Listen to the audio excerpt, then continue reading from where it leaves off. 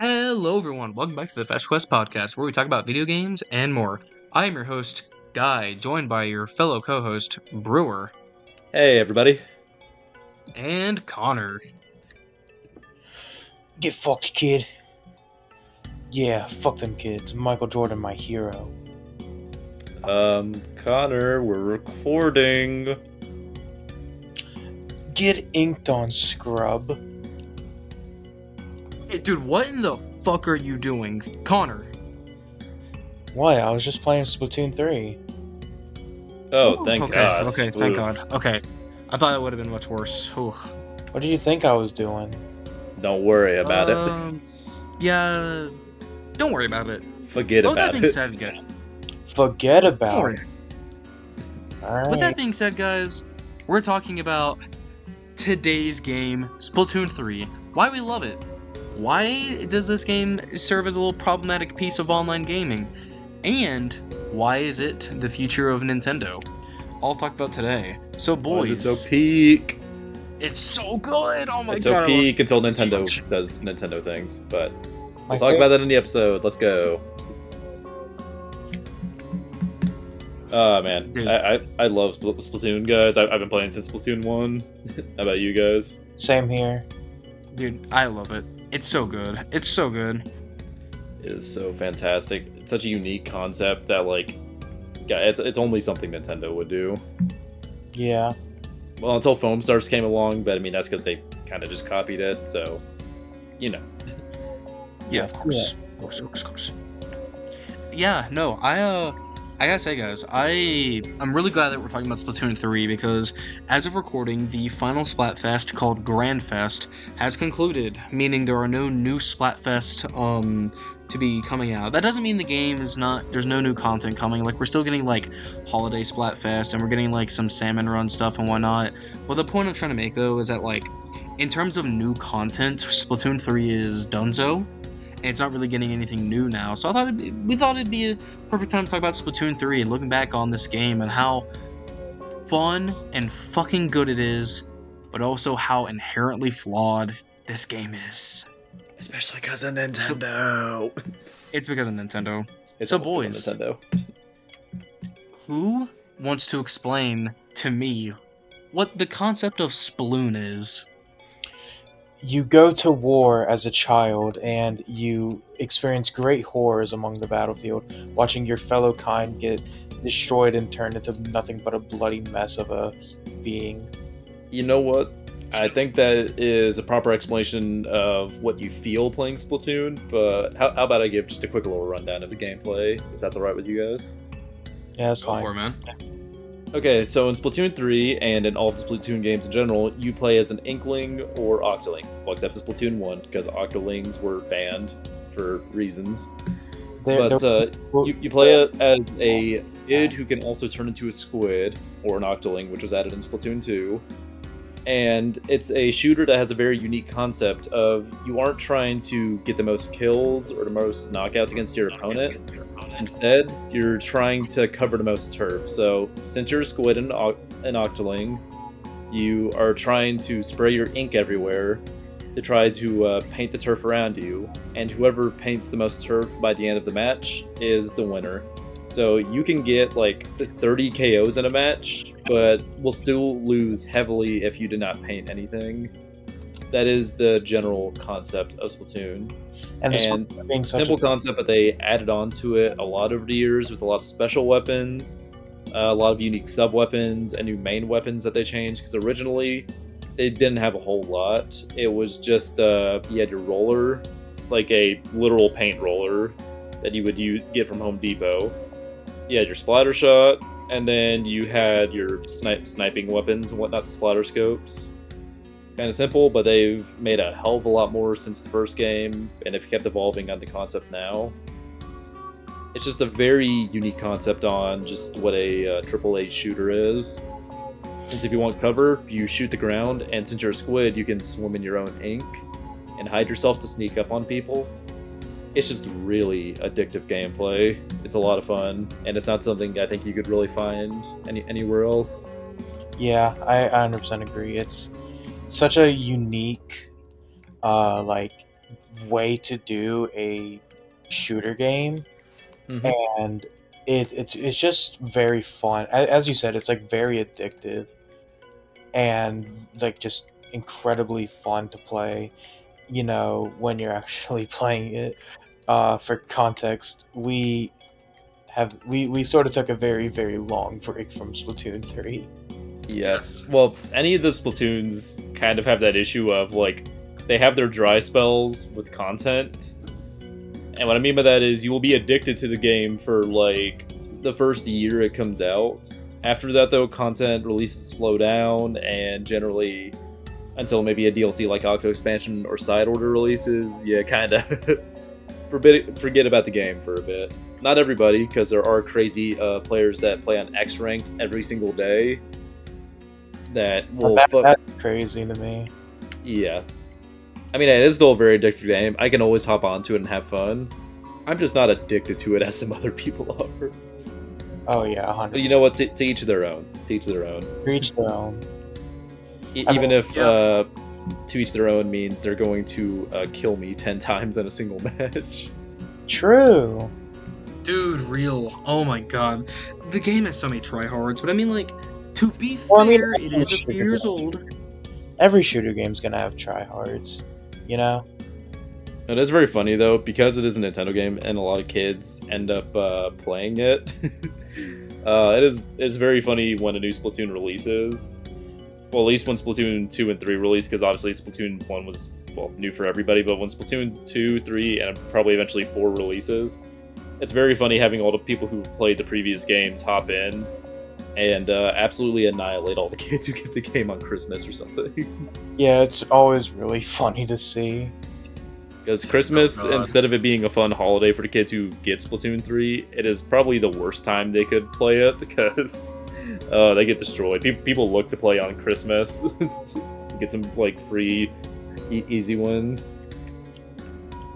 Yeah, no, that is a real thing because oh my god, it's such a competitive game, but it is by nature a very competitive game, which I kind of want to talk about how like the game is structured. It's like 4v4 in, maps that are they're equal from one another in terms of like the geography. They're the exact same. So that means that the thing going into that game is skill. Like skill and tact and strategy is what's going to win that the game for you. And that's what I love about Splatoon is that even though like I may lose, I there are points where I just got, you know what? I just got outplayed and that's completely fair.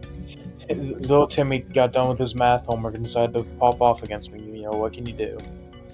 Yeah, because Exactly. there's a lot of strategies in the game, and it's very simple, but it's evolved a hell of a lot over the past years. So you can decide to save your specials to support your teammates, or it can be like a very aggressive special that helps you push forward into the map. And deciding when to properly use that, you can just KO someone immediately with it, or you can wait till you have them grouped up to try and take out a large group or keep them distanced so your teammates can push forward instead of just taking out a single guy who's going to respawn in like 3 seconds. That and just as well throwing out your subs as well, throwing out like splat walls to keep your teammates safe, or throwing out a lot of bombs in places to force the other team to move in certain spots so you can eventually get the jump on them. Yeah, exactly. Just There's a a lot hell of of, a lot of fun. as Guy put it, there's a lot of strategy involved with like because it's a team game. If you're playing with friends or like in a call with people, then there's also that added layer of like team setups and stuff like that of like who's gonna run what. Yeah. Team composition is very important. I swear, if we didn't get into other aspects of the video for Splatoon, I could talk about just like weapons and whatnot for the game for like an hour straight. Yeah, Probably. about how 4 golden arrow sprays are truly the best meta comp. Dude, Hey, real. during tricolors, they kind of were with how many booyah bombs you could spam. Exactly. For context, recently there, as we said, I think earlier, there was Grand Fest that happened recently, and we decided to play it, and we got rolled by a team of arrow sprays. So we were like, you know what, we're gonna go golden arrow sprays, and then we got a fourth random who was also going golden arrow spray. and so we just had a full team of golden arrow sprays. It was really funny. It was for the memes, but it did also somehow work every now and then. Yeah, did we win with that? Yeah, a couple Yeah, times. no, we did, yes. We won with a lot of weapons that we honestly should not have won with. And No, then there's also we the definitely did not. Yeah. there's also the times where you would switch off weapons and then we'd immediately get 100 times. Yeah, we can explain Oh that yeah, more those with were fun. Tricolor as a mode later on, because 100, 10 times in 3-3-3 battles were interesting. To say the least. I think before that, it is worth mentioning beyond Turf War, they do have a couple of other modes and ranked. So Turf War is just a general free mode that everyone plays. Well, not free. It's a paid game. For context, for Splatoon, it's not like a lot of other shooters right now. You pay your $60, and unless if you want a separate campaign DLC, that is all you pay. You pay your $60 and you get the whole game. Yeah, They've never had microtransactions, any of that stupid bullshit. It's always Yeah. just been a solid ass game. yeah. As much crap as we are probably going to give Nintendo for how they handle Splatoon 3 later in the video, I am glad it's not like other shooters on the market right now where it's nothing but microtransactions. Buy our battle pass, get skins that do nothing. I am glad that they didn't stoop that low. Yeah. Yeah, no, same here. Same here, because I the only thing that they added in terms of like new content, like paid wise, was that DLC. But again, that's a full campaign with no but like there are no microtransactions. You didn't have to pay like extra $3 or $5 for a singular weapon or whatnot. As long as you played the game, you would unlock stuff as time goes on, and which I thought was such a good system. Yeah, it's sort of it's the best way to put it is like it kind of reminded me of what Helldivers did, where you could easily get new weapons and stuff just by playing the game. Like it's like I wish more games would do stuff like that. Like what Splatoon and Helldivers do, where as long as you are playing the game and engaging with it, you are able to get more cool stuff. Yeah, especially because they do have good progression as well. Because like a lot of the more advanced or tricky weapons to use, you can't use them until you at least level up a decent bit and you get proper passes. Because to buy new weapons in Splatoon, you have your coins, which can buy you new gear and equipment that can have extra abilities that help you, like being able to take more damage, swimming faster through your ink, or charging a special up quicker. That's what your gear is for. But your weapon, though, you start off with simple ones like Splattershot and whatnot, and once you use a weapon enough, you'll get a ticket from that weapon, like a silver ticket, that you can trade in for new weapons if you're at the right level at Sheldon's shop.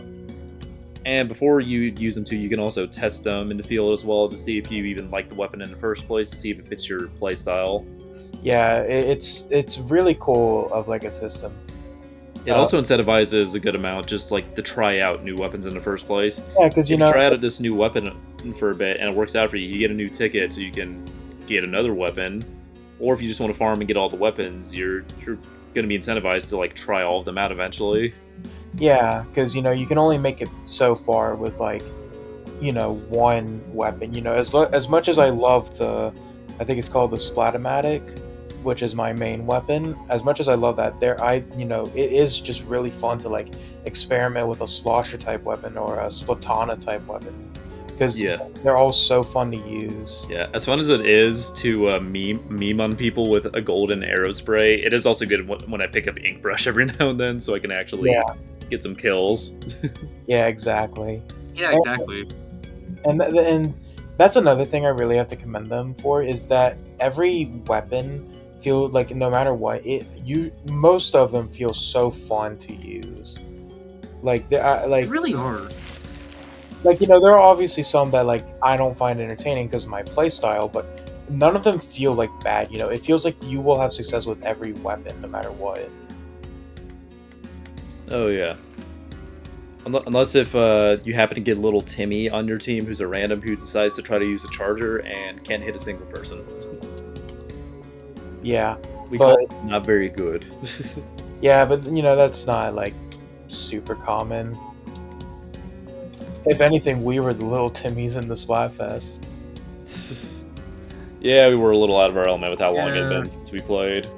But hey, but I we think did win I our think a good 100 yeah. time battle, Hey, yeah, we did win that 100 times. So which we will get into later. But for now, I think I do want to mention the other modes real quick. So, as I mentioned before, Ranked does have a couple extra modes. Turf War is your just general mode that you can always go into. It doesn't really have any separate barriers or whatnot. Ranked, though, is different. If you want to play against better players, you have to, well, get good yourself, and you have to climb through the ranks with a couple of more advanced modes.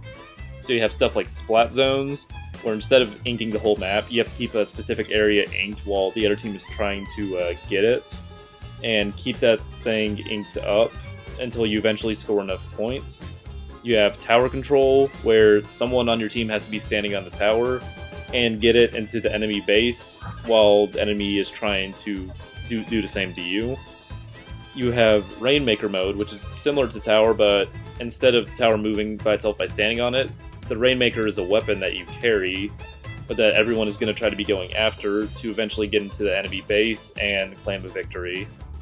And then lastly, you have one of my probably favorite ones. You have Clam Blitz, where you collect golden clams that are scattered around the map.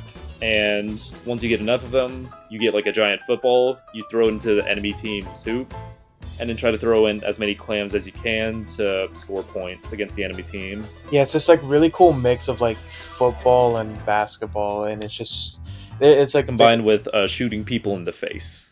yeah, marksmanship. A lot of fun. Yeah, no. Yeah, there's always good variety with Splatoon is what we're trying to say, though. There's always something you can have fun with. Yeah, Yeah, but no. yeah. I gotta ask, what is y'all's favorite mode? Because though a lot of people did not like this mode, for kind of good reason, I fucking love this mode and I was really good at it. Clam Blitz. I loved Clam Blitz. Oh I really my did God, like it was so much fun. Clam Blitz a lot. Like, I think the normal Turf War is just my favorite. Like, it is very imbalanced, and I do see why competitive players just play Ranked instead. Because Turf Wars, as much as I love them, it is very easy to, like, win 80% of the game, and then in the last 20 seconds, your team gets splatted, they take over the middle, and then they win the game because of that, even though they were losing the whole time. But even then, I still do love it, just because it's fun, chaotic. You don't really have to think too much, so like if I just want a quick, easy game, I can hop into it, boom. It's good for trying out new weapons as well. It's always just a good old time, especially with the map variety. Exactly. I think some of the maps, like variety as well, is something that goes really underrated in Splatoon when people talk about it. When usually they talk about like the weapons and the modes, and I think the maps are like one of the very big underrated parts about the game, because you're constantly moving across these maps, and the way you move across the map completely depends on how they're laid out. So I wanna dedicate a little time actually to just say, like, what's our favorite maps? I'll let y'all go first. That is a tough one, because I did want to point out real quick, like, I don't think it's too much of a hot take, but for a while in Splatoon 3, like, the maps were actually an issue for me. Oh yeah, Yes. I was about to say a lot of them were laid out very similarly, which got a lot of. They're always similar, but it's more so, it was just, you have one side, you have a couple of high positions, other side, couple of high positions, you all try to meet in the middle, no flanking spots at all. Like, that's what I miss compared to Splatoon 1 and 2. Splatoon 1 and 2, I felt like I could always go sneak up on the enemy team and whatnot, because there were plenty of flanking positions for me to eventually go around, which, it's great in Splatoon. Flanking feels amazing, just like with the ink. You could try to hide with the ink, but, the more ink you spread, they're going to go try to recover that so they can score points and get their specials up. So if you're hiding in the ink, even if you're hiding and they come by, they could happen to get a jump on you by accident if you're not careful. Yeah. And you could alert them of your position, so it's a mix match a lot of times of just how little ink can I use to try to sneak into the base, and can my teammates keep them occupied while I go nuts. See, that's the thing. You actually perfectly described what my favorite map in all of Splatoon is. It's actually a Humpback Pump Track, which is the map that has like a little hill in the center. Like Humpback Pump Track. Humpback Pump Track. It is a funny name. It's probably my favorite stage, solely due to the fact that, like, the objective usually in ranked is going to be in the middle. So of course that's going to be the most dangerous spot, not only to like because that's where the players are going to be, but it's also because that's the most open spot. And the thing is that like if you want to win properly in that map, you need to utilize the sides for flanking, because not only do they have much more cover, but they have easier routes to get to the other side. I think one I really enjoy is Inkblot Art Academy, because it does still have the problem of like there's not many flanking spots, I feel, but they have enough obstacles added in to where I feel like it's still a unique enough map to where you have different points, since you have the middle that you have to hop down into, and you have higher positions starting for both teams. So if you want to get to the enemy's team, you have to figure out how to a safe way to climb up into their base. But also from the high point you're standing at, you have a couple different routes you can take to decide how you want to get to the middle and eventually confront the enemy team. So I really enjoyed that because there was a decent amount of spots you could hide in to eventually get the jump on people in the middle. There was enough obstacles around too to where I felt like you could do some smart maneuvering around the enemies to try and rack up some kills as well. But it also still felt fair and balanced. It didn't feel like if one team immediately got to the middle, there was always nothing you could do. It was contained enough that I felt there's always a way you could come back and retake the advantage. So it always felt, let's say, fresh, I guess. Yeah, no, I get what you mean. That and visually, it's just very nice as well. Yeah, I think. God, what would mine be? Okay, so I'll be honest, I don't really know a lot of Splatoon maps by their names, more so what they look like. Oh, wait, you know what you just mentioned? I mixed up the map's names. Yeah. No way. So, yeah, so the one I've meant is Museum de Alfonso. That's crazy, because that's what I was going to say mine is. Yeah, I like Inkblot Art Academy, but not as much as Museum de Alfonso. It's either here, hold on. I have a list. I had a list. I just exited out. Yeah, I don't really remember the names a lot, especially in Splatoon 1 and 2. I would just remember as like, oh, this is the one that has that spot I can jump to. Yeah, I think it was called Hammerhead Bridge or something. I really like that one. And Museum de Alfonso, I really like that one. Which, yeah, no, that one's a really good map. That's a classic map. I mean, yeah. God, that might be my top 3. Dude, it's such a good map. Guys, let's get into number 1 map though, Moray Towers. Moray Towers, let's go! Such a shame it didn't come back in Splatoon 3. We yeah, always more for it. Yeah, the reason it didn't come back in Splatoon 3 is because Sheldon had a plane, and I think that's all we have to say about that. I guess, damn, you're right. It was a national tragedy. It was. Did Sheldon do 9/11? Okay, I feel like with how much, like... You first. I was gonna say, and then on that day, tragedy occurred. All everyone could say was Woomy. With all the like hate around Sheldon from the announcers, it would not surprise me that like if Sheldon was the leader of Al Qaeda. I mean, fuck, he's the one who like produces all these new weapons to give to us. I mean, shit, dude. No, it's that one image of like. And they're in the plane, and it's that one, and it's like Callie or something. Like, I don't know. I'm not feeling super strong about this, Sheldon. Callie hit the second tower. Oh my god! That's so insane. Funny. It's so funny. But yeah, no. Moray Towers might be my new favorite stage because of that. Moray Towers. Yeah. Now remembered for various different reasons. Let's move away from that. Before we get into one of the more unique modes, I think we should also mention the story mode, because it isn't just a multiplayer for Splatoon. Its single player has also been a fantastic experience, and also a very good tutorial as well for how to actually play the game so you don't get killed immediately in multiplayer. Yeah, no. Oh god, the multiplayer is so good. Like you first, sorry. I was gonna say like the multiplayer of Splatoon is where most of your time is going to be, of course, because you know that's what the game is designed around. But the single player is also just serves not only as like just very good content to like invest yourself into, but also serves as a pretty good tutorial to like show the player like what different weapons are in the game and what they do, like what their niches like are meant for and everything. Oh Dude, yeah, it is definitely. like it is insane because like they know that the multiplayer is what everyone really plays the game for, and it is still so insane to me of how good the story modes in those games are. And it just like in Splatoon as a whole, it's just that it like has such good story modes.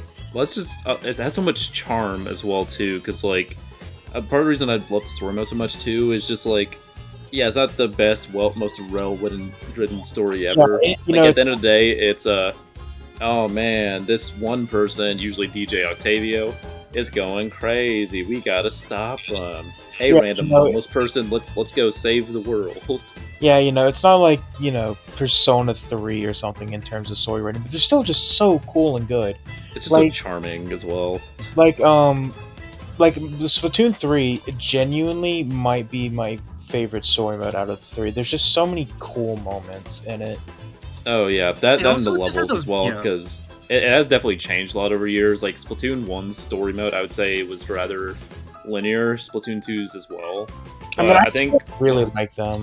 yeah, no, they're still fantastic. But with threes, the main one we're focusing on right now, I think it took a lot of inspiration from Splatoon 2's DLC Octo expansion. Oh, 100%. With the way of you have different levels you can choose. You don't have to like obviously do everything, all of them. You can choose some orders to what you want to do, and also you can choose different weapons for the stage as well.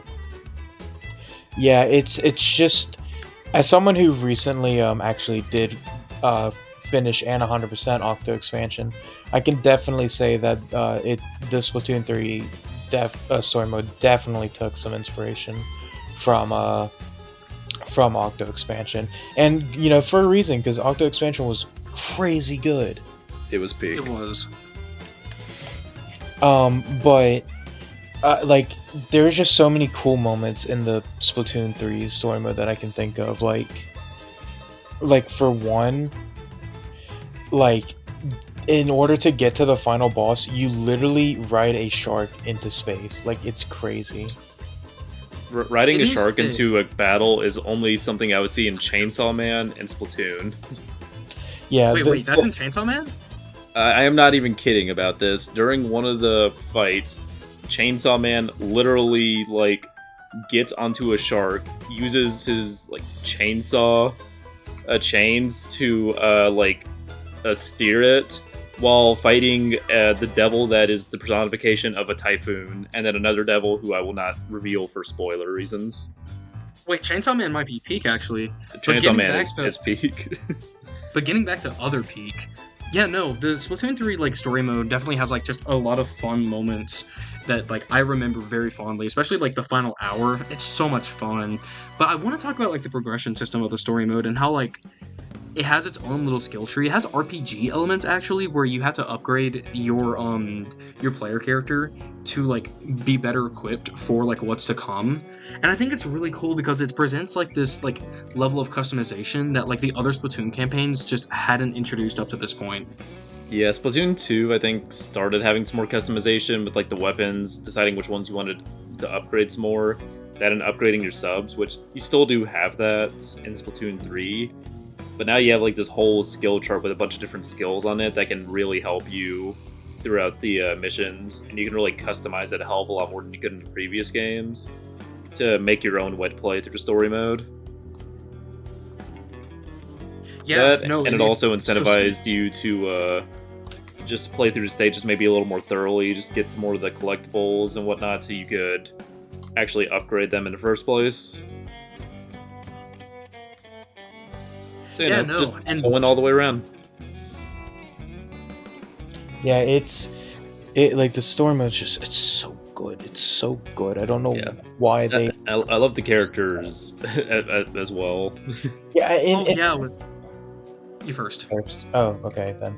I was gonna say like it's just so cool to see like how much like story wise that it has evolved, because in Splatoon 3, the main sort of like person you answer to, like that is your captain, is the protagonist from the first Splatoon game. Like it's just so cool to see that sort of level of like Of continuity. continuity. Yeah, exactly. I couldn't think Yeah. of it for a I mean, second. if we're talking about continuity as well, like both of the idol groups from the previous two games come back up as well. They showed up mainly for Grand Fest, but also in the story mode, they're still pivotal characters, which Yeah. I still love because they're fantastic. I mean, again, not the most well written characters, but they're just a lot of fun in general. Yeah, Yeah, there are. Yeah. I You think first, Connor. I was gonna say, I think if like there's any way to sum up the like Splatoon story modes, it's that like just fun. Like genuinely some of the most fun story modes I've ever played in a game. It really Oh yeah, is. Like absolutely they just fantastic. they just put a lot of like detail and love into making like the campaign as much fun as possible to people. And I just want to God, it's so much fun because again, you get to do so much in terms of like customization.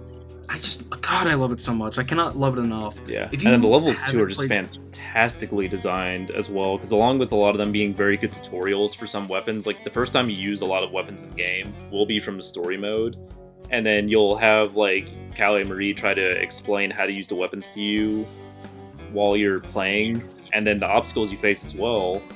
It does a good thing. It doesn't just tell you, but it also makes you do it, and it lets you understand the little intricacies of what the weapon can do, so you can figure out different strategies for yourself.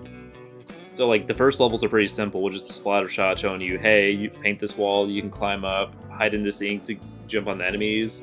But then a lot of the later levels will have you be solving more complex puzzles with like, using stuff like your auto bombs, using specials in certain ways that you normally wouldn't expect, and then also just having some unique obstacles as well. Which I do want to note one little complaint real quick. I really love the story modes. I just wish more of the stuff in the story modes would be in like the maps for the game. Like, all those little unique obstacles, like a lot Yeah, of the no, that's rails and completely stuff, fair. they're just not really in a lot of the maps. They've gotten a little better with it, and this has been a complaint for every Splatoon game, but like put some more of those in just the maps. They're really cool in the story mode, but I would love to see them implemented into some more maps during a competitive match. Yeah, No, that I is agree. because like there's some really cool like concepts and stuff like that that they put into the story modes. It's just that it's not ever really used to its full potential. Like it feels like that was also something that I'm gonna be making a lot of comparisons to Octo Expansion because I did recently play that, but there's a lot of stuff in Octo Expansion that I'm like, wow, I don't know why isn't this sort of stuff in like the main game or like in the turf war and stuff like that. It just like I feel like they could do so much more with that. Yeah, and they did put a lot of effort into the story mode, which I do gotta praise, but it's also just like, dang, we're not gonna be able to experience any of this again because, like, it's only in story mode, when I wish it was in fucking a multiplayer because it's so good and such good level design. Which, not saying that the multiplayer maps don't have that good level design, because they do, but it's just that, like, God, I really wish they just, like, carried some things over, which they do, like including the weapons, but the stages, ooh, man. I feel like a good example for those would be like in I don't know if they do this in some of the maps for like Splatoon 3, but in there are these like switches you can activate by hitting ink on them, and they'll like change part of the map in story modes like Octo Expansion and Splatoon 3. And as far as I know, there are no maps that you like use stuff where you can hit a switch and like a part of the map will change with that like aspect. Like I feel like that's something you could really do that'd be really cool to do where the and like maybe like if you hit the switch it'll block off a wall so then the enemy has to hit it, and that buys you time to do certain stuff. Like I feel like that could be such a cool sort of concept to do. Yeah, and that's only a brief part of it too, because there's a lot of unique stuff in story mode. I don't want to spill too much of the beans on it, but they're genuinely fantastic. It's the reason why, like, if you have a disc for Splatoon 1 and a Wii U somehow, like, there's still some worth to booting that up, even though the online has been shut down, because there's still a fantastic story mode to go play there. Yeah, exactly. Yeah, no, for sure. There's still content there to enjoy, which I'm very Yeah. glad about. But That, and you I get think to we should, directly yeah. interact with the idol groups in all the games, which all of them are fantastic, so that is always a big plus. Yeah, Oh, exactly. for sure. Because Squid Sisters, Deep Cut, and Off the Hook are all fantastic. Yeah. But, you brought that up. Should we talk about the idol groups? Really quick, since we've gotten into characters with story, I'm just gonna say this real quick. I'm definitely not biased since I played Splatoon 1 when I was a kid, but Squid Sisters are the best. And I'm definitely not biased. And Callie is the best girl as well. And I'm definitely not biased when I say that I think Off the Hook's the best idol group. As someone who is a huge fan of Splatoon 2, I'm totally not biased either. But essentially, Where's your bias at, guy? yeah, where's your bias? Fuck, my bias is probably the Squid Sisters, because like let's be for real, they're just iconic as hell, and I don't think any of the others compare to the Squid Sisters, dude. They're so iconic. Yeah. Yeah, I mean, I'm not gonna argue against the Squid Sisters not being iconic. They are very, very iconic. But to explain Yeah. how idol groups work, in the 3 Splatoon games, each one has as we've been saying, idol group. They essentially they're characters who will give you like news and stuff about updates to the game, about new Splatfest, about changes after Splatoon 2. Yeah, they have their own news channel basically whenever you start up the game. Yeah, and whenever one of the very big main gimmicks of the games being the Splatfest, you have to choose teams, and those idols represent each idol represents a team. So, for example, for Splatoon 2, there was like an orange juice one of like with or without pulp, and so Pearl and Marina like represented those teams of do you support pulp or no pulp, and then you would choose the idol based off that team. Yeah, that, and they also are like always a part of the gameplay in the background because as we mentioned, they are idols, so naturally they sing and dance. So a lot of the music you hear while you're playing regular turf wars and ranked matches are the idol songs, which Splatoon music is peak. Don't at me. Yeah. No, it's so good. It's so good. I don't care if it's in a made-up language where people go wah-ba-da-ba-da-ba-ba. It's peak. Yeah. What he said. Like gargle piss. Yeah, like it might be piss gargling, but goddamn, it's some pretty good piss gargling. I do want to shout out the voice actors real quick because like when I first played Splatoon, I thought those like the squid noises and octo noises they made were like a mixture of like actual voices and then using like just like boosting it through like some online programs or something, just like some technical whiz. But like no, they can actually do that with their voices. I had no clue until like once I started playing more and I looked it up. I'm like, how the fuck do they do that with their voices? What wizard? Yeah, no, it's While also singing to put on top of it. It isn't just for like a couple battle quotes here or there. Like they do full ass songs with the made up squid language. It's really, really, it's both very funny and very cool. And that's just quickly, that's another detail I really love about the Splatoon games, is that every piece of music in it is like in universe made by a band of some sort. Like it's not always the idol groups. There are like separate bands, but it's such a cool detail. I really like that. It's crazy because like going on top of that, Splatoon actually has like some of the best world building I've ever seen in a Nintendo game. And it's a Splatoon fucking lore live goes service crazy. shooter. Like And it's a live service shooter, which is crazy. Splatoon lore and world building is genuinely insane. Like there are backstories to brands, like characters and like different bands for songs. It's so cool. Oh yeah, and the characters themselves in the story just have so much personality as well that they mentioned, like even just in a newscast as well. Like they don't just always announce the stages; they'll add their own little quips to it as well for like current events and whatnot, or even past events. That's like they really care about the world building, and it's very surprising, just coming out of just that third person shooter. Yeah. Yeah. And Not only that, but like you first. I was gonna say that's where you get a lot of the personality of the idols, and I don't know if this is really a hot take or not, but I have a very big feeling that's why people haven't really connected to Deep Cut as much. For context, Deep Cut is the idol group for Splatoon 3, and they they're very controversial. I'll say they're controversial. Some people really don't like them. Some people love them. I like them. I think they're great.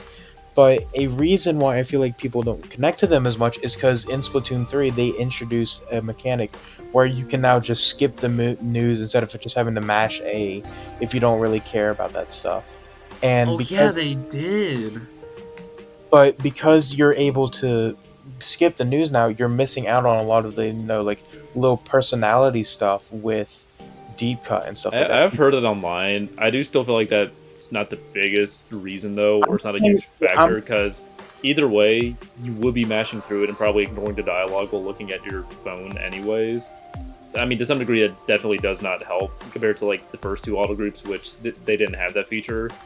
But I do still think it's a good feature to have because, like, God, if I needed to reboot the game because Nintendo's crappy online service booted me out of the game for some reason or was taking forever to connect, I don't want to have to listen to the same stages that I already know are going to be there. Well, I do also agree it's a good feature.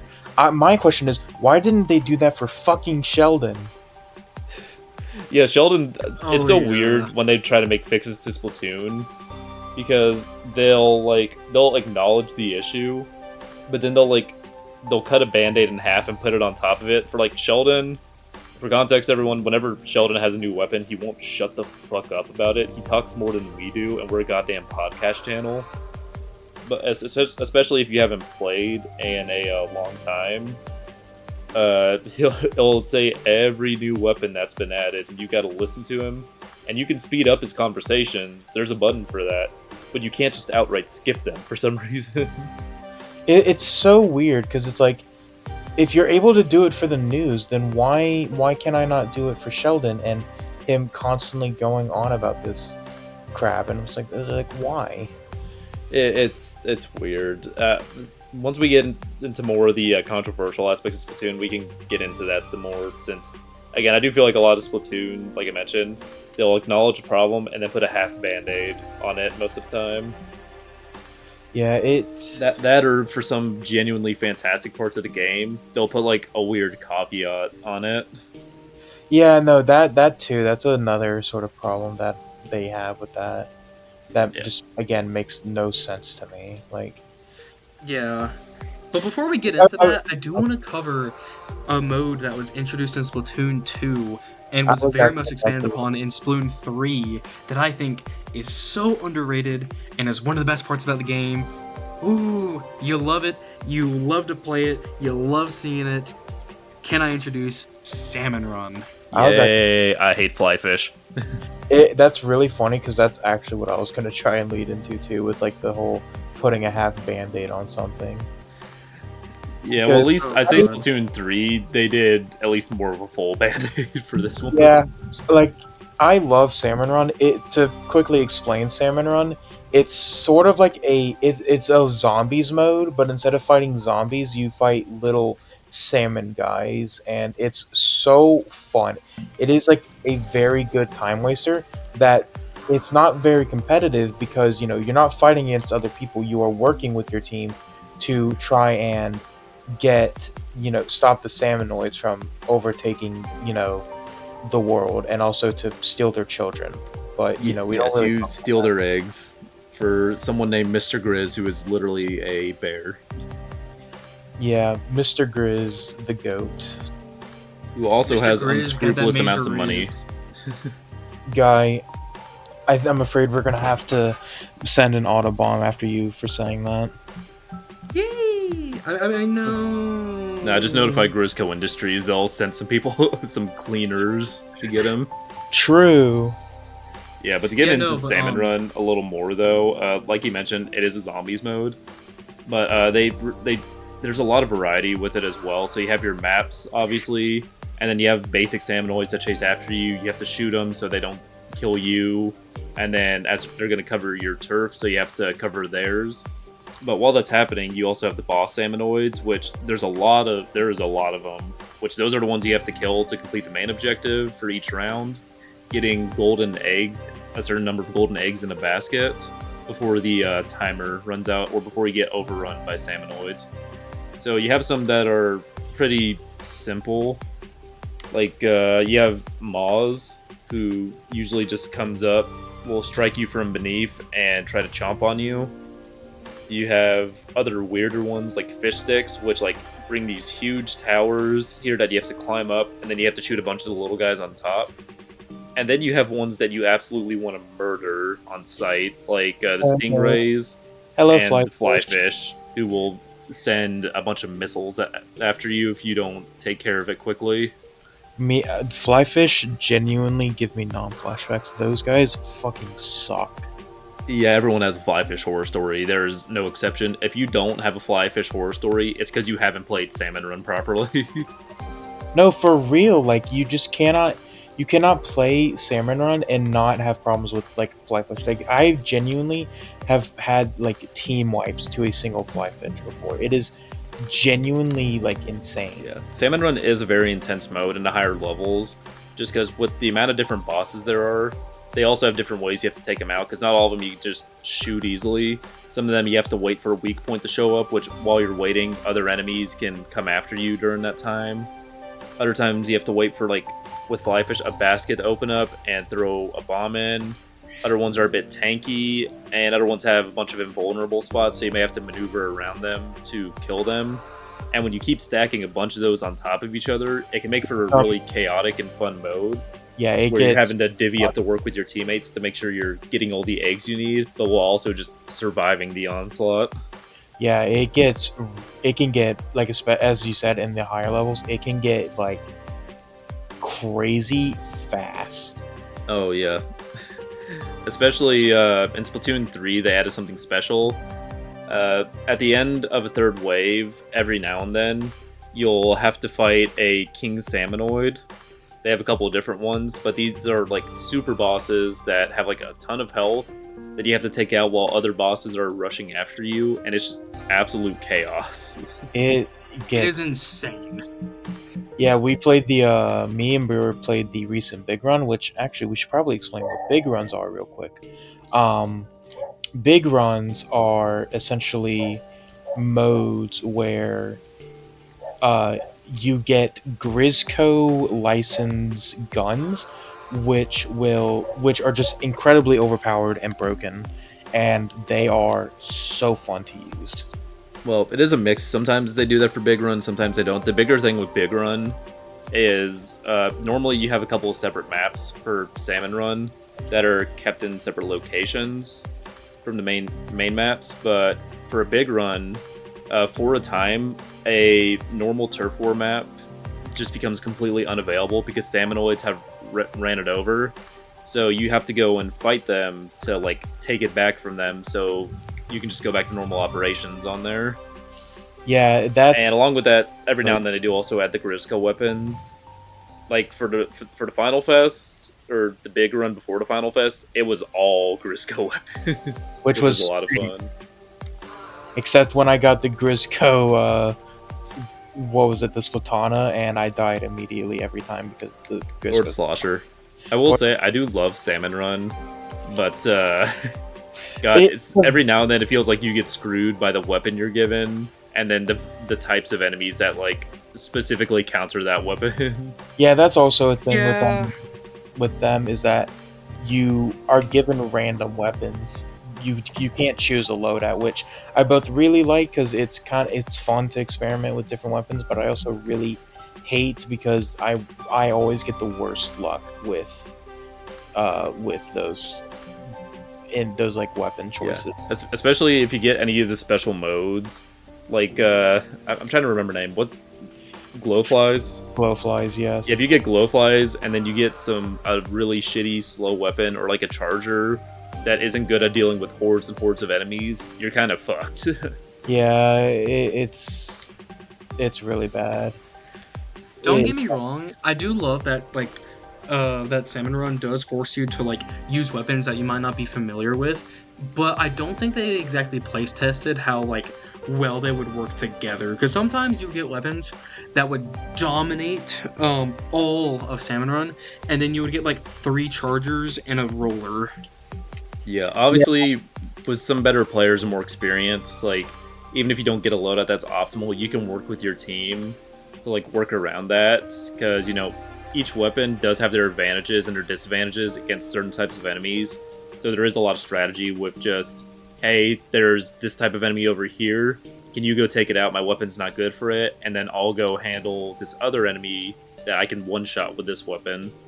But when you get 3 chargers and a roller, and then there's like 20 fly fish and a bunch of invulnerable enemies, it isn't exactly the most fun. Yeah, that is true. Like, and I guess to go further in, like that's also a problem with the Grisco weapons because, as we said, there are some Grisco weapons like the Grisco Blaster, which eviscerate anything in a 2 feet radius. And it's super broken and fun. But then you've also got stuff like the Grisco Slosher, which is useless. I think all the Grisco weapons have their uses except the Slosher. I could not find anyone that would like really play with the weapon super well because like it takes up a ton of ink. It is super slow, and it just in general is not effective against the hordes of enemies you got to deal with. Yeah, it's just really, really, really, really, really bad. Which for Grisco weapon sucks because those are supposed to be like very good weapons. It do be like that, but like, God, Salmon Run is just so much fun. No, it's fun. Like, it's just such a good time waster of a mode. I wouldn't even say it's a time waster. Like, you are technically getting good gear from this, and it's actually a very good way to get for your gear. I don't mean time waster in a bad way. I mean, it's just like something you can do for fun, and you're not worrying about like doing well. Like at least for me, I don't really worry about doing well competitively as long as like I am getting the stuff I need, like the golden eggs and stuff like that. I don't really care. Yeah. Yeah, you know what? That's fair. I do want to talk about this aspect, though, that we haven't really talked about up to this point. But the customization in terms of your clothing, your weapons, etc., but primarily your clothing and how it affects, like, your gameplay, primarily with the skills. So you can buy, like, clothing from shops that have unique skills, and these skills can drastically impact how the game is played. Like, some increase the duration of your special moves, some increase the amount of ink you can store, some increase swim speed, ink recovery, lessens the amount of ink required for bombs.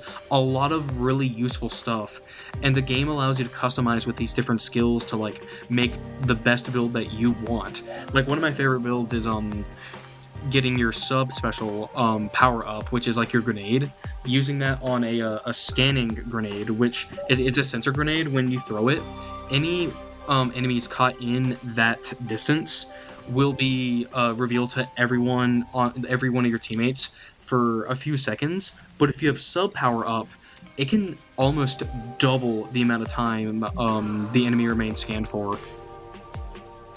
Oh yeah, which is very useful because again, you can hide in the ink. So if your position is being revealed, all that's good for is now helping you move quickly. But a sniper can easily come and get you once you have a big target on your back. Yeah, exactly. So yeah, a lot of fun.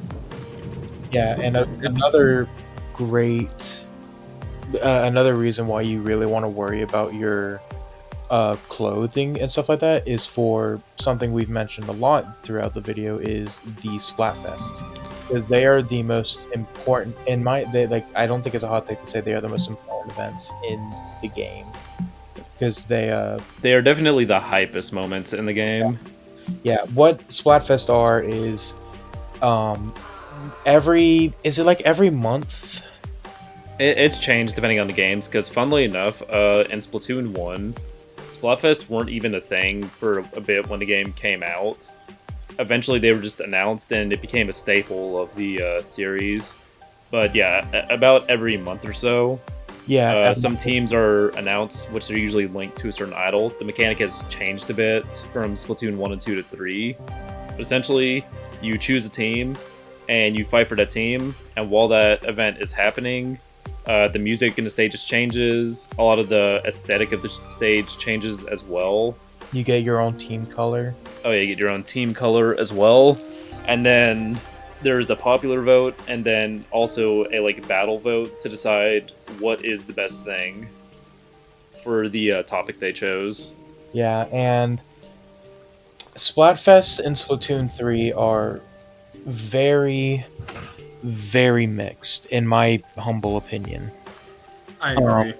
And there is one very important reason for that, and that is the fact that they had three idols for this game instead of two, which was how it was before. Which it it's very mixed because with three teams, it means everything is more split in terms of what like where you are. I'm trying to explain this. Well, I think it's the unique mode they added because it isn't like a normal like 1v1 with the team. It's 1v1v1, but instead of like having the same number of teammates, instead of like being a 4v4, it's a 2v2v2, but it's kind of weird and like, or when a 2v4v2. Sorry, correct me on that. So you have the team of four is the defending team, and then you have two separate teams of attackers that kind of have to work together, but can also work against each other to eventually paint the whole map. Well, that's just tricolor, isn't it? Yeah, that's what I said. It's a special mode. Okay. Yeah, you do also have access to a normal turf war mode.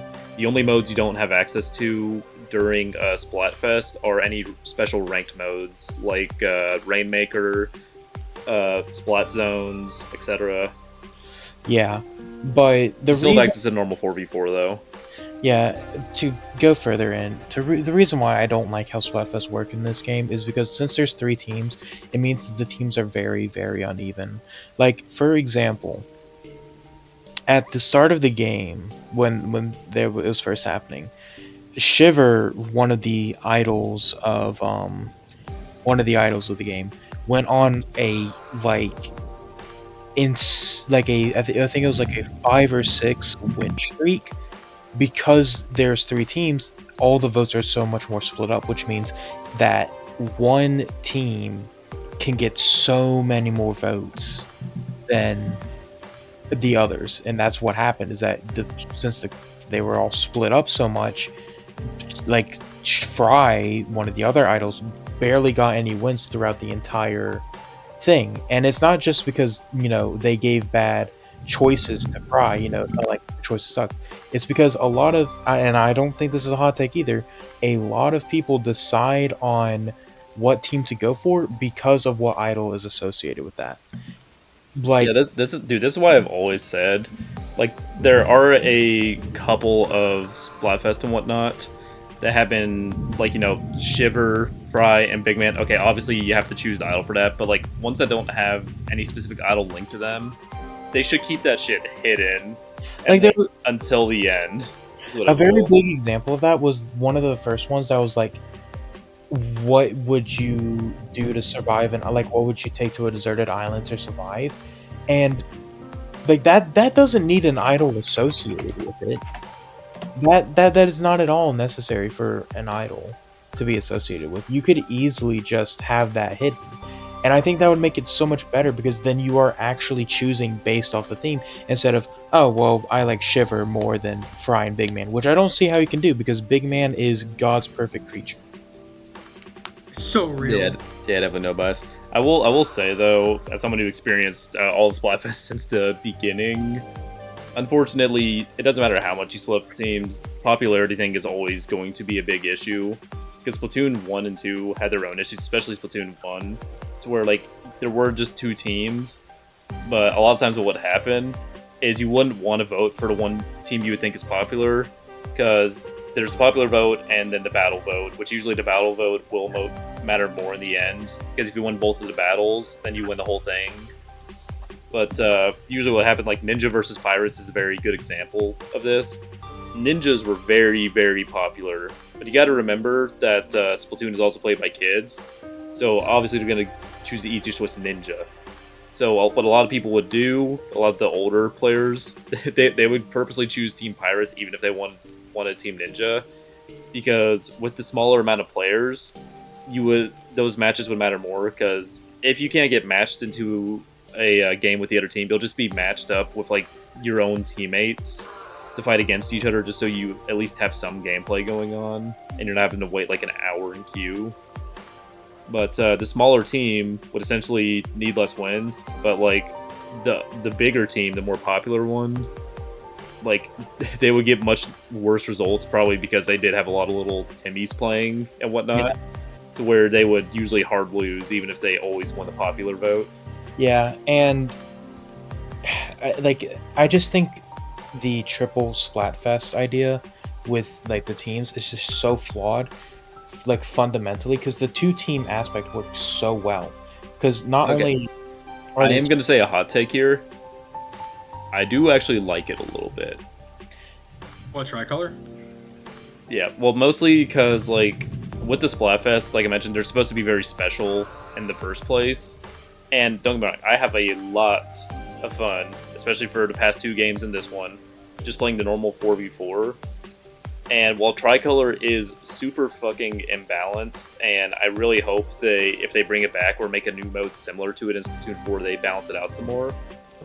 I think it is kind of just fun in a way to play such a unbalanced, janky mode.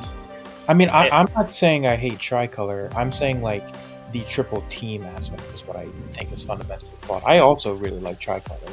I mean, yeah, the triple team aspect as well is a thing, but it doesn't matter how many teams you have. It could be 2 to 5 teams. It's always gonna have shit like that. You can't change that. You can change like the idols and stuff not being revealed, but other than that, I don't think there's much you can do to help fix it. Well, what I was gonna say, I'm talking like I know there's no changing for the idol stuff. I'm saying specifically with the 3-team thing. Besides this votes being very split up, another big problem is that if, as you were saying, if there was a team that was dominating, because so many votes are split up, you can't really do something like you had with Ninjas versus Pirates, where people would purposely choose the team they knew was probably going to lose because they wanted less queue times and other stuff like that. If there's a team that's dominating, you're having to split that up into 2 other teams, which means that, like, this happened a lot when we were playing at the start, where we would very rarely find a team that was actually opposing us, where we would get matched into our own team so often, to the point where if we ever did go against an opposing team, we were like, oh my god, that's crazy. And even when it wasn't a team that was dominating heavily, it was like, oh, we are only fighting this one team. Like, this happened with Grandfest, where it was Team Past, Team Future, and Team Present, where we chose Team Past, but we were always going against Team Present. Like, we only ever went against Team Future when we did Tricolor. We never came across them in the regular like turf mode. Like, that's why I feel like it's so flawed, because there's just so much split stuff about it. And I feel like if they're gonna do Splatoon 4, they have to go back to the 2 idol group team.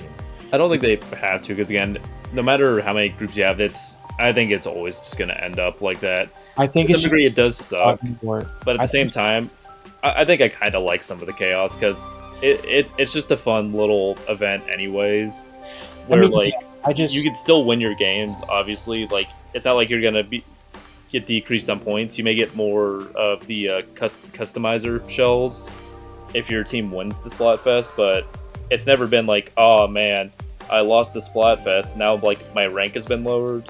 It's just kind of been a fun event. Well, again, I don't care about rank and stuff like that.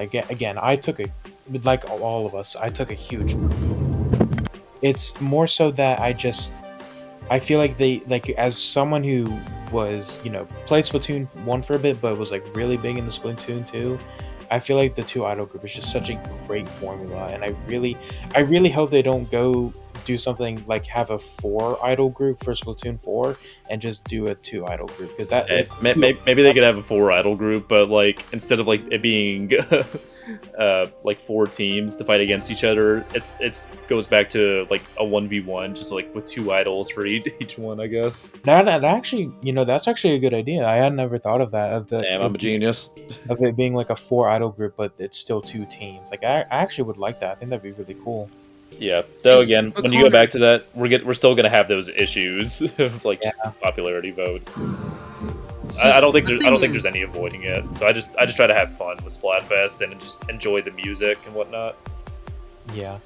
Which Yeah. As I was saying though, Yeah, I was about to as say. I was saying, Connor, you cannot be hating at all on the Splatfest when you literally decided not to play the final Splatfest to instead play Fortnite, which I love Fortnite. However, you decided to be a very big L taker and decided to play Fortnite when you could have been playing the Grand Fest. Dude, Connor takes a lot of L's in Splatoon now that I think about it. When it had been a while since he played the game, he forgot what like the shooting button was. He asked me what button it was to shoot. And then I remember he threw a game with us that one time when he was trying to make friends in the game instead of Alright. actually fighting the enemy God, team. that story. You guys are doing me a huge disservice here by not giving the full context. A, I did play Grand Fest. I played the first day, and I was like, all right, that was good enough. I don't need to play the final day. And so I No, decided to you play were bitching Fortnite. and complaining, saying, I don't want to lose. I'm going to play Fortnite. But me and Brewer, we thugged that shit out. Even though we got sweated on, we got And you fucking hardly ruler. played the tricolor mode. We didn't play Exactly. tricolor. We didn't play tricolor because we literally couldn't. No, I mean the day after. You could have played it the day after, but you did not. How? If it was all 3 of us playing, then we also couldn't have played No, tricolor. guy was playing at a different time. You could have joined me. I was playing alone till the end, but you ditched me for Fortnite.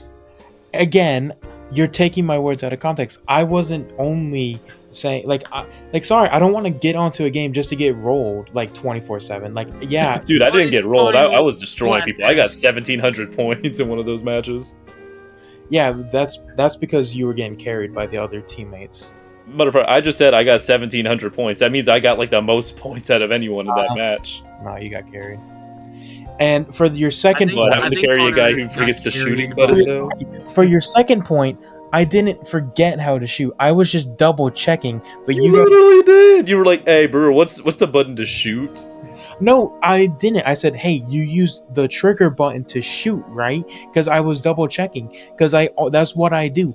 I double check the like shit so I don't get it wrong. You clearly are not a hard enough splooner. You say you played the previous games, but you forget what the shoot button is of all things. That's like forgetting what the jump button is in Mario. I Literally. didn't forget. I was literally just saying. I was just double checking. I didn't forget. Having to double check is still bad enough, Connor. And I'm also, sorry. also, That's a big L. Also, fuck you guys. I don't care if it costs this game. I'm going to make friends over sweating and tryharding. So fuck you. You complain about losing Lost so us much the to getting game. rolled, but then you want to go make friends and then lose us the game. And Such you're a shame. also I was doing that at the very beginning of the game, not at the very end during Grand Fest. Like, you're just spreading misinformation and like making me look like You're spreading misinformation about the fucking why you didn't play Grand Fest. You said you had your fill, when the true reason is that you didn't want to get fucking sweated on and lose. But guess what? Sometimes you gotta take an L to get the dub, because that's how me and Brewer won for Team Past. you all. Oh my god, you guys. Some of us actually got to ruler rank. Other ones only got the champion. I don't care about ruler rank. I don't give a shit. It means you didn't support Team Past hard enough. I True. did. I played. Fake You don't past care about supporter, Team fake Past, past and you don't supporter. care about the Squid Sisters as much as us. Cool. You're right. I don't. I think Off the Hook's the best idol group. So yeah, I wanted to go Team Present. And they lost. And they were You Sims want to know anyways. why we lost? Because of us. Because we won that 100 times battle, and that's the only reason we won. We did also win that like 110 times battle as well. It I do was all- want to mention with this Splatfest. So with Splatfest in general, there's these like rare little events that happen every now and then of 10 times, 100 times battle, and 333 battles. Now they are no different than any normal match, other than the fact that they count for like 10, 100, and 333 wins. But it's so rare that you actually get them to happen, and like once they do happen, you have such an adrenaline rush that like they're they're not different at all, but they feel a hell of a lot different, and they get you hyped for the game. Because the way it works is like if you do 10 times battles, you have a higher chance of, and win those, you have a chance of 100 times battle showing up. And if you win those, then you have a chance of a 333 battle showing up. And the chances of any of those happening are pretty low. But we had like, what was it? 10 times battles happen in a row, and then we had a 100 times battle right after. Yeah, dude, it was insane. Yeah, no, we had some serious luck. Like, gigantic amounts of luck. It was insane. Yeah. I do want to throw out a little shout out, though, to anyone who lost a 333 battle during Grandfest. I'm going to be honest, they're probably on suicide watch right now. Dude, I saw... Okay, this was so funny. Oh, yeah, that tweet. I saw a tweet, and it was a screenshot of someone saying, I won a 333 by 0.1%. And then right under it was, I lost a 333, and the dude in the lost one had the dude standing with his arms out. Oh, yeah, the inkling on the train tracks. Yes, that was so funny. Dude, the Splatoon community is very funny sometimes. Dude, genuinely, the Splatoon community is one of the funniest, like, communities. Yeah, they've had a case of some like rotten apples here and there, but overall, the Splatoon community has always been great. They are so funny. But they are really funny, and I gotta give them credit where credit's due.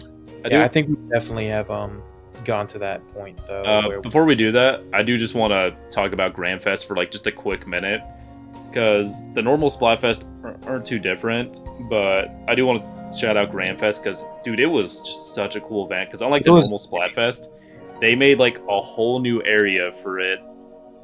Like basically made a Burning Man type of concert, whereas like they go to the desert and then they'll do a lot of songs and stuff while the venue they built burns down. But like they had food stalls and whatnot, and they had 3 different stages where you could see all the idol groups from this game and the past games perform. And then they had different varieties of the song, and then like a new song as well that played towards the end of the event, where all the idol groups came together to sing a new special song. Like, dude, it just got me so nostalgic for the past games as well. That like it was beautiful. They also had DJ Octavio at one of the stands, which was very funny. They had like that. They had a lot of cool little references as well to a lot of the past characters and whatnot. It was really cool. Nintendo, why are you not selling the plushes that were on sale, that were on the Grandfest thing? I want that Big Man plush so bad. Where's my Callie and Big Man plush? Where is my Callie plush drinking Pepsi plush at, Nintendo? Where's the Marina plushie? Please, I need those plushies so bad. But yeah, I just wanted to do a quick little tangent there, because again, it's very cool. It was like almost a live concert sort of thing. I guess I hate to mention it because it's Connor's Poison, but similar to some Fortnite live concerts, to where like it's really an event that was like you had to have been there, because while you can't access the venue there if you have some certain amiibos, it's not the same as like playing while that event was happening, seeing your name being displayed if you won a 100 times battle, and then also just listening to all the cool songs while knowing that like the event's drawing near, and this is kind of like the big last celebration of the game. Because even for all the critiques we do have with Splatoon, it's still a fantastic game overall. Oh no, it's amazing. Splatoon 3 is so good. Again, I do have a lot of problems with it, but it's so good. Oh yeah. It really is. Like, it is a once in a lifetime kind of game, and like you have to be there to see it, to like see what it was. And unfortunately, we're just like, that is just the nature of live service gaming, but God, it was so much fun. Yeah. Before we get into full concluding points, I do want to mention one critique about the live service element. So they are ending basically like their live service support, or like for new events and stuff for Splatoon 3. Like obviously you can still play the game online, same as Splatoon 2 right now. The only one you can't play Splatoon 1 because it was on the Wii U, which no one gives a damn about, other than like 10 people. But Yeah, you can still play the game, but there's no more new games. Thing is, though, they announced at the beginning of the game, like, we knew this would be happening. They would have, like, new events and stuff for 2 years, and then stop the support. God, I wish Nintendo kind of just knew how to keep the ball rolling a little bit. Yeah, Yeah, I don't like Nintendo. They struck gold because like Splatoon 3 like has broken many records in terms of like sales and whatnot. And it's a new IP for Nintendo too. That's a thing, which is really impressive when you're only 3 games into your franchise and it's already like breaking records when other like series struggle to even exist anymore. And God, I really like Nintendo. I know they're not like the best experienced with online service, but I feel like they should have just like put in a little bit more effort to try and make Splatoon 3 just more accessible to everyone in Well, terms of also, like whether it's the new content, but also just like stuff they try to introduce, stuff like that. yeah, because Splatoon 3's biggest issue isn't really as much to do with the game itself. It's more so the fact that it's handled by Nintendo, which is like a double-sided sword. Because like on one hand, you wouldn't have gotten something this unique without Nintendo. Because while you do have stuff like Foam Stars, that's because people directly got inspired from Nintendo's ideas. But the problem is Nintendo is really shit at handling any online service and live elements. So like for one, the netcode for Splatoon, it's better than some other Nintendo Online games, but it is really still not the greatest. A lot of time queues for a game can take a couple minutes, even though there's a shit ton of people playing the game. And also the game has sold like 12 million copies, so there is that as well. So it should not be that hard to queue up for a damn match. And then also just Exactly. there being a lot of like content droughts, like I've mentioned, to where they're not releasing new kits for you to experiment with. They're not releasing a lot of new maps and whatnot. Because base Splatoon 3 was a lot of fun, but it was very easy to get through a lot of the content they had at the time very quickly, because there just wasn't a lot. Like, the game was structured that way to where they were going to be having these free updates. Like, you didn't have to pay for any of them. They had new maps, new weapons, but like they weren't always very clear on when that would happen, and also you just have to wait for forever on them, and there just wasn't a lot to them. I felt like with the previous Splatoon games, there was like more variety and like just more content with like the new maps and stuff they were adding new modes as well. We just didn't really get that and other stuff as well. This is a problem in Splatoon 2, is like timed events and whatnot. So we mentioned Salmon Run before.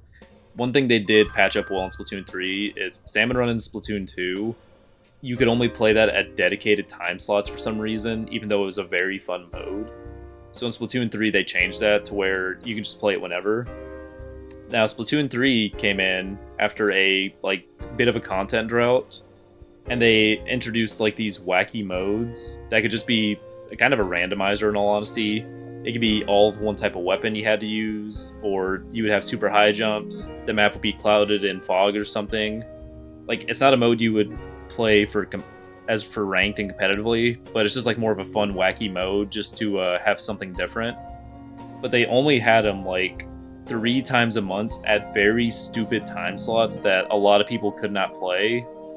So like, I never even got to play any of those modes. Dude, that's really yeah. Dude, that sucks. Yeah, like, they learned their lesson with Salmon Run. Why did they not repeat that with these new modes that a lot of people obviously do want to play, and just make it a new regular mode that you can always hop into for queue? God, it's just, Yeah, and God, I really hate that hate because like Nintendo.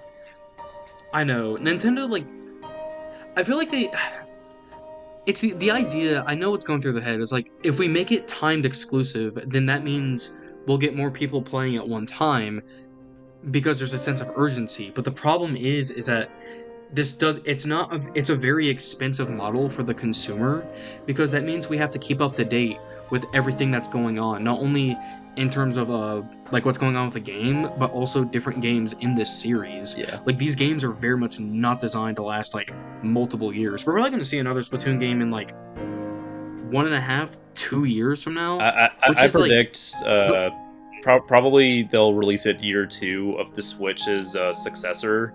It hasn't been announced yet as of this recording date, but I'm predicting it won't be year 1.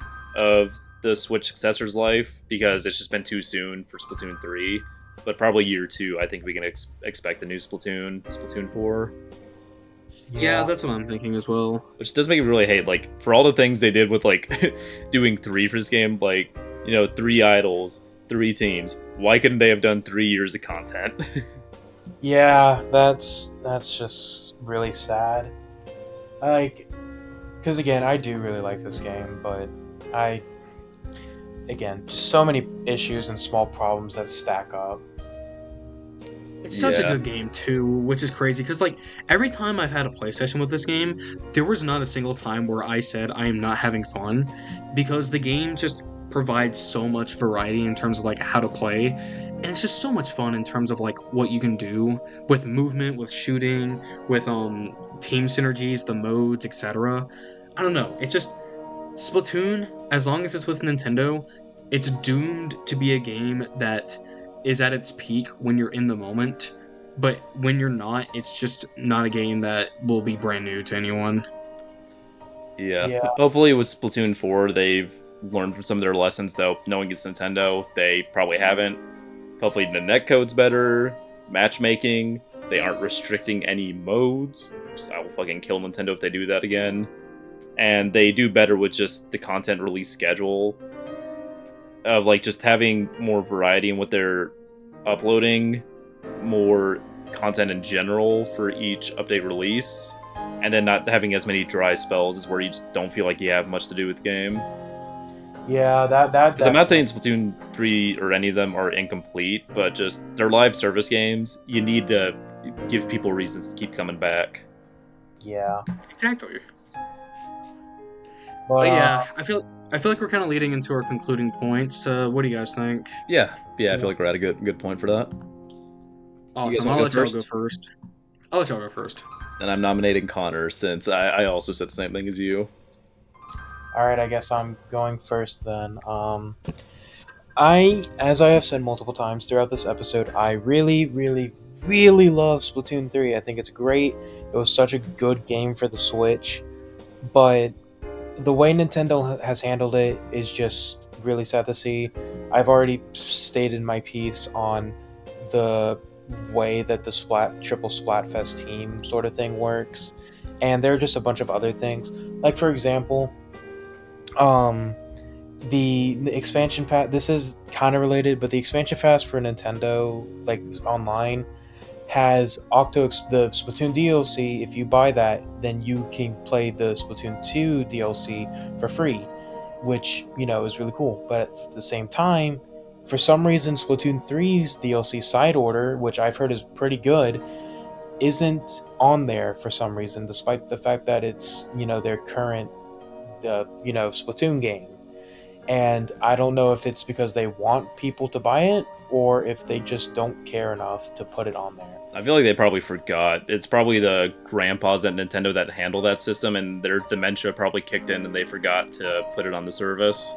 Yeah, and there's just so much other stuff. Like, I just really, I think if like, and this probably will or has aged poorly, but I remember saying once that I wish that the Helldivers team or someone like them had handled the live service for Splatoon, because at least early Helldivers before Sony shot the game in the foot was so much fun. They constantly got updates that would bring you in, and it was like hooked. And then and I just wish something like that would happen with Splatoon, where a team that knows how to handle a live service game would handle that, and so that way we would get constant updates, constant new weapons, constant modes, stuff like that. And I think if something like that would happen with Splatoon 4, it could be just incredible. Oh yeah, especially because a lot of the new weapons that we're mentioning isn't like ones that function completely different. A lot of them are just new kits for weapons. Like the weapons recolored, the stats are the same, but like it has a new sub weapon and a new special weapon. That is not that hard to implement. You can literally get that with a mod. So like, please Nintendo. Literally. Yeah. Man. All right, bro.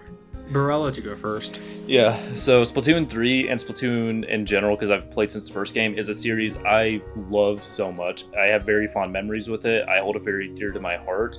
And it is for that reason that while I will praise the ever living hell out of that game and say it is probably the best shooter on the market, I will also say that it is very much held back by just being managed by Nintendo because it has so much unique stuff with it. Like the characters, I love all of them. I love the story mode because it feels like even without the multiplayer aspect, which is the definitely biggest part of the game you're paying for, you still get a lot to love with the Splatoon campaign. It doesn't feel like a short COD campaign that they kind of just slap together without much thought.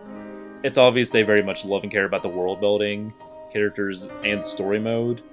I love the weapons, the gameplay, the customization throughout any aspect of the game, and I love all the modes as well. With like Salmon Run always being a fun one, even if we end up wanting to kill each other for a team-based effort, and then also just turf wars and ranked modes in general, which also make us want to kill each other, but it's always in good fun. But I just hate so much that like for all these good aspects, it feels like there's the Nintendo effect that where they're like, oh, this is a really good thing, but we can't have people having too much fun, so we're gonna put some weird caveat on it. Like, I feel like we've just seen that for so much stuff with Nintendo in the past, and Splatoon 3 is no different. That you have such a fun game, a fun base, you could really expand upon it, and just a lot of the aspects you think they would go for or try to fix, they just don't for some reason. So overall, Yeah. it's a game I would recommend very much. Well, I'm probably going to recommend wait till Splatoon 4. At this point, yeah. Yeah. At this Especially point, so you yeah, can for experience a brand new Splatfest. But other than that, it's again, I cannot recommend the Splatoon series enough. It is fantastic and unique. I love it very much. Squid Sisters Best Girls, Don't At Me, and Big Man's Best Boy. Those are my concluding points on Splatoon. Hell yeah. With that being said, I hold this game series very, very tight in tight regards in terms of like how I've played all 3 of the Splatoon games. I've played through all their campaigns. I've kept up with the story. I've kept up with how the game has changed over time. And like the other 2 have said, I'm really, really sad just how they've treated this game in terms of like its live service model. And again, Nintendo is very inexperienced when it comes to the live service model, but it could be something so much greater, and it could honestly be one of the best games ever made if they took the extra step to just make this game just so accessible to everyone in terms of like its modes and like what content they introduce, etc. But it's just trapped on not only a system with very shitty internet and connection, but also a company that is just inexperienced, like I said. But that should not be a detracting factor from your enjoyment of Splatoon 3, because it is so good. With that being said, guys, we kind of ended it on a depressing note, but that's kind of the life cycle of a live service game.